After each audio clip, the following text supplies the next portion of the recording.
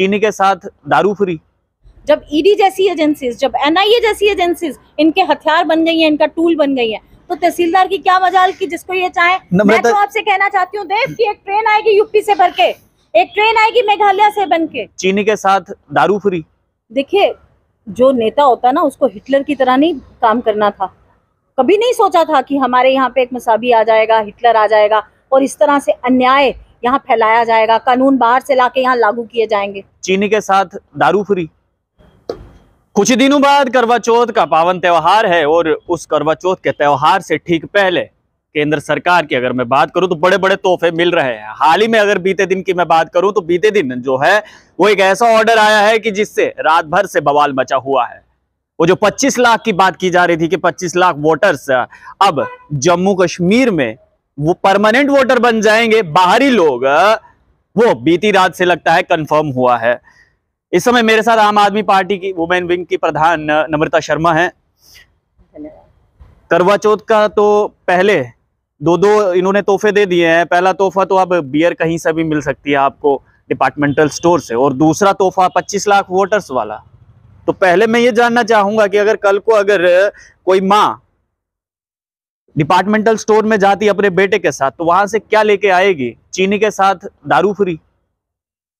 देखिए, इस भाजपा को जब भी यहाँ अब इतिहास लिखा जाएगा ना, इस भाजपा के लिए जो शब्द इस्तेमाल किए जाएंगे भाजपा खुद समझ नहीं पाएगी।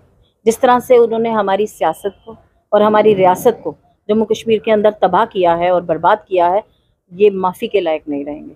आने वाला हमारा जो भविष्य है, हमारा जो आने वाला युवा है या आने वाली जो हमारी पीढ़ी है, भाजपा को कभी माफ नहीं करेगी जिस तरह से उन्होंने हमारी सियासत के हालात आज बना रखे। लेकिन आपको नहीं लगता कि इसमें बराबर के ही जिम्मेदार, उतना ही जिम्मेदार जो है वो अपोजिशन पार्टीज हैं?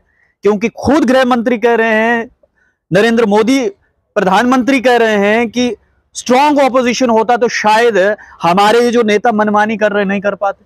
देखिए, जो नेता होता है ना, उसको हिटलर की तरह नहीं काम करना था।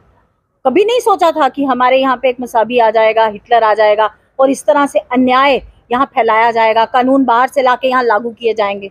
जनता 2014 में यहाँ चुनाव हुए, उसके बाद तो यहाँ चुनाव नहीं हुए। एक पूरे के पूरा आपने एक असेंबली का सेशन खत्म कर दिया बिना चुनाव के।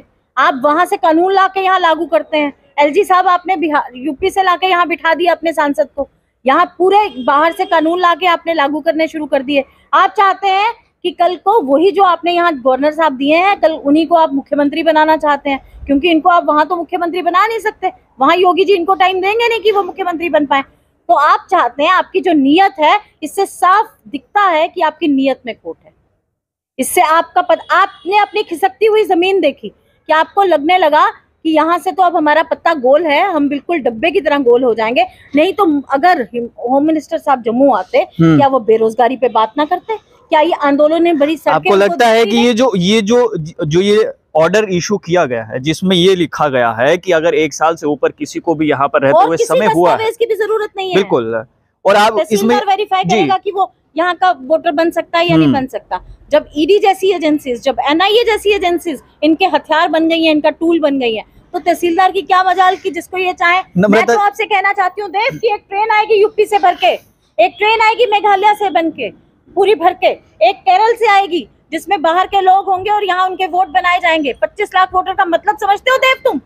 मतलब यहाँ पर कॉन्स्टिट्यूएंसी के अंदर 17,000 वोटर बाहर का ऐड होगा। They will be the deciding factor. कल वही विधायक होंगे। नम्रता जी, यहाँ पर एक और बात आती है कि एक तरफ भारतीय जनता पार्टी ये कहती है कि रोहिंग्याओं को बसाने वाला रमन भल्ला कांग्रेस पार्टी है, शरेआम ये नाम लेती है वो, लेकिन ये जो 25 लाख आएंगे, क्या गारंटी है कि ये इनमें और उनमें फर्क होगा? देखिए, आप इनसे रोहिंग्या पे सवाल पूछिए। ये कहते थे कि कांग्रेस ने उसे बसाया। इन्होंने कहा हम इनको डिपोर्ट करेंगे। बड़े बड़े बैनर्स आपने देखे बाहर लगाए गए, विक्रम चौक पे कितना बड़ा, उस पर तो कोई बात नहीं हो रही। आज डिपोर्ट पे कितने % इन्होंने डिपोर्ट किए, उस पर कोई चर्चा नहीं है। इनकी नीयत और जो इनकी करनी है और कथनी है हमेशा से अलग रही है। इनकी नीयत में खोट है। प्रत्यक्ष को प्रमाण की जरूरत नहीं होती है। आप बताइए, आप इनसे पूछिए कि क्या हुआ उन रोहिंग्यास के बारे में, जवाब देना रविंद्र रैना जी। आज किस बिल में जाके छुपेंगे? मैं जानना चाहती हूँ कि भाजपा के नेता आज कहाँ छुपे पड़े हैं। जवाब दें कि क्यों जरूरत पड़ गई उनको बाहर के लोगों को यहाँ पे वोटिंग राइट देने की। 25 लाख के भरोसे पार करेगी 50? भारतीय जनता पार्टी? देखिए, इनकी नीयत तो यही है, क्योंकि इन्होंने अपना देख लिया कि हमारा बोरी बिस्तरा तो गुल है और हमें लखनपुर पार करवा दिया जाएगा। जब इन्हें ऐसा लगने लगा तो आज इनको ये जरूरत पड़ी कि 1 लाख जो 1 साल से भी यहाँ नहीं रहता उसको ये वोटिंग राइट देंगे। देखिए, हमें उससे कोई एतराज नहीं है, लेकिन हम जानना चाहते हैं क्या गुजरात में भी सेम लागू है? क्या हिमाचल में जहाँ ये इनका मुख्यमंत्री है, क्या ये कानून वहाँ लागू है? क्या हरियाणा में ये कानून लागू है? क्यों जम्मू कश्मीर को इन्होंने एक टेस्टिंग लैब बना दिया है? क्यों यहाँ हथकंडे? देखिए, आपको नहीं लगता कि देखिए जो भी हथकंडे इस समय जम्मू कश्मीर में अपनाए जा रहे हैं, आपको नहीं लगता कि यहाँ के नेताओं में वो उतनी ताकत नहीं रही है, उस ताकत से वो बोल नहीं पा रहे अपोजिशन को दबा दिया जाता है? मैंने आपसे पहले कहा कि वेपनाइज्ड किया है इन्होंने सारी एजेंसीज को। जो कोई बोलता है उसके घर शाम को ईडी पहुंच जाती है, जो कोई बोलता है उसको अंदर कर दिया जाता है। चार्जेस तो जब प्रूव होंगे तब होंगे, उस पर चर्चा नहीं होती कि डीजी कैसे मर गए, क्या उसमें क्लू निकलता है, उस पर चर्चा नहीं होती है कि इतनी सिक्योरिटी लैप्स कैसे हो रहा है, आज इतनी इन्फिल्ट्रेशन कैसे हो रही है। लेकिन बात इस पे होती है कि आप यहाँ पे किस तरह से आप वोट बाहर से ला सकते हो, आप किस तरह से बियर बेच सकते हो डिपार्टमेंटल स्टोर पे। आपने पहले वाइन के ट्रेडर्स को जम्मू कश्मीर से वाइन का पूरा ट्रेड खत्म किया। आपने यहाँ पे लूट खसूट के द्वारा मिनरल को यहाँ से चोरी, मिनरल वेल्थ को बाहर के लोगों को सौंप दिया।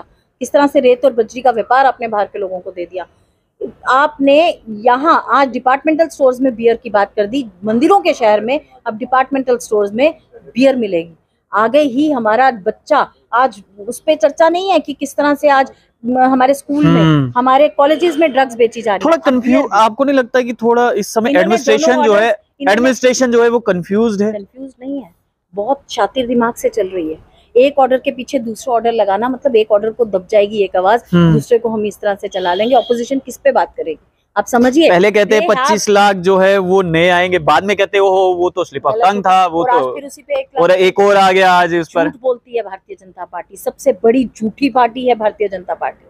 आज अपने ऑपोजिशन को दबाने की, उसकी आवाज को दबाने का काम करती है भारतीय जनता पार्टी।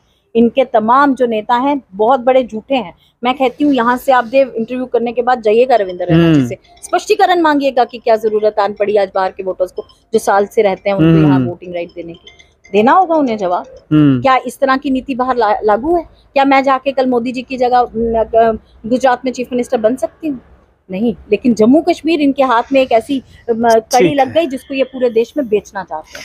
तो देखिए, आसान भाषा में मैं ये कहूं कि अब से होने क्या वाला है कि चीनी के साथ बियर फ्री मिलने वाली है। यानी कि जब आप चीनी लेने किसी डिपार्टमेंटल स्टोर पर जाएंगे तो वहां पर बियर भी मिलेगी, तो बियर भी आप ले सकते हैं। और साथ ही साथ अब 25 लाख पर मुख्यमंत्री फ्री, यानी कि जो रविंद्र रैना कहते हैं कि अब की बार 50 पार, शायद ये जो 25 लाख का आंकड़ा जो इलेक्शन कमिश्नर ने दिया था, उस आंकड़े के भरोसे इस समय भारतीय जनता पार्टी जो है वो खड़ी है। और उनको लगता है कि अगर ये 25 लाख वोटर आ जाएगा तो मुख्यमंत्री की कुर्सी शायद भारतीय जनता पार्टी की आसान होगी। आप लोग देखते रहिए स्ट्रेट टॉक्स। मुझे यानी देव ठाकुर को दीजिए इजाजत। धन्यवाद।